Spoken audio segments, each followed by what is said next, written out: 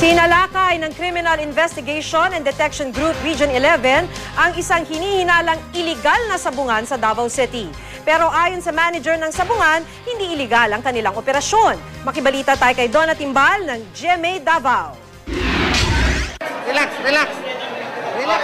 Pasado 2:00 ng hapon itong Sabado nang salakay ng mga tauhan ng Criminal Investigation and Detection Group Region 11 ang New Mintal Galliera sa Davao City.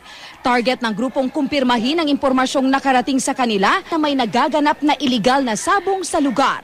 Ayon naman sa manager ng sabungan na si Samuel Kabilugan, may permit sila pero nasa Davao City Treasurer's Office pa raw ito. Ano lang nila na wala man gud na file namang business permit. Pero wala pa lang na wala na mo ipapakita sa ila kay naamang gud sa hawak sa CTO.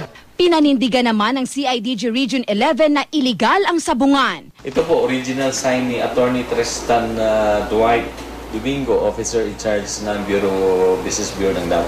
Siguro ito po, enough proof na talagang illegal yung kanilang derby. Nasa kustodiya na ng CIDG Region 11 ang mga nakumpiskang manok at gamit pang sabong.